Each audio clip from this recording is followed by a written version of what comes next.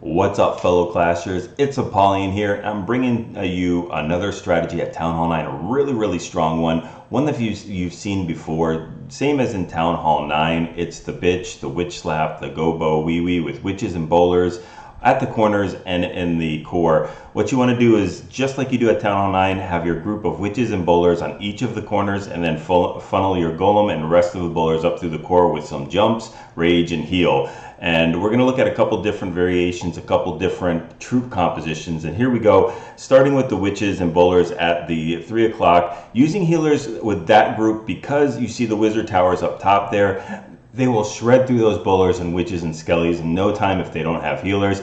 Down at the bottom, we have the witches and bowlers, same group, but they don't have healers. They don't need them. There's no splash damage. Those giants will go and take out that mortar. That's going to do a little damage to the group, but not too much. And then we have our jump going in with the golem and rest of the bowlers, king, queen, pushing through with rage, healing them up, and just shredding through this core of the base, taking out the enemy queen, taking out that inferno tower. And the king, the king hasn't even popped his ability yet.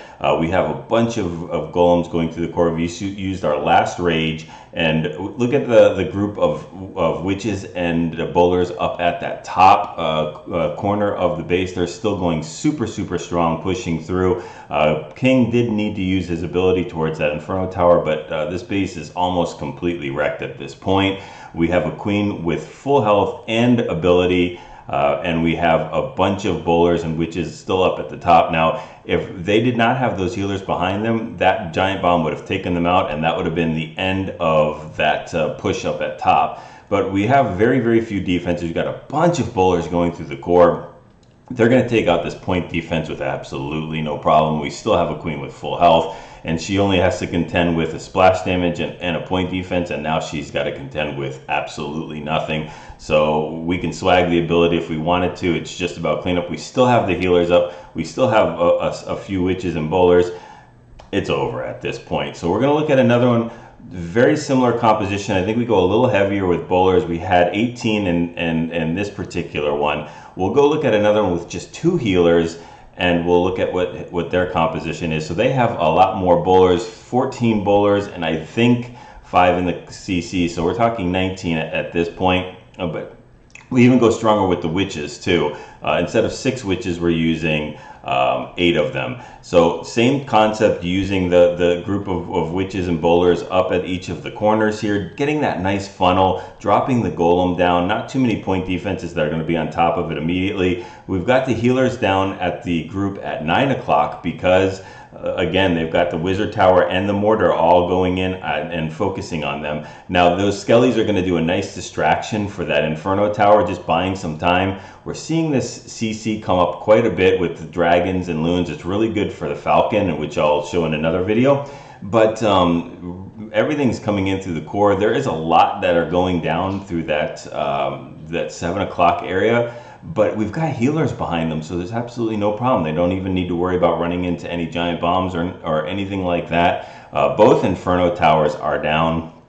I believe the friendly king is down, but the friendly queen has full health with ability. Don't think she's going to make it too much further. She does have a lot of point defense, but she just takes out that really crucial AD in the core there to stop from swiping those healers that are remaining.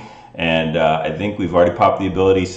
But look at all the defenses. They're all completely out on the edge of the base at this point. So there's really absolutely no harm that's going to come to this huge group of witches and bowlers that are just coming up there. Now, normally, if you didn't have the healers behind you, this wizard tower here at 3 o'clock would pose a really big problem, especially to all those witches and skellies. They just don't do enough deep DPS to take out the wizard tower in time with all that heavy splash damage, especially with a giant bomb hitting. But look at that, they're walking through it. Everything is going fine. Those witches are getting healed right back up to full. There we go, 3 or 4 witches just absolutely annihilating the space. Another thing, without those healers, that mortar would completely take out all those that group of bowlers and witches too. But we see the attack is so strong, And if you get what you need to out of the core and you get that walk around the outside, there's absolutely nothing that can stop this. You're looking for those semi-type of symmetrical bases, something where you can funnel all that group of troops in there. Hopefully you guys enjoy this. Check out the 2 different compositions, try them out. That's what it's really about. Apologize for the quality of the video. I had to record these on my phone.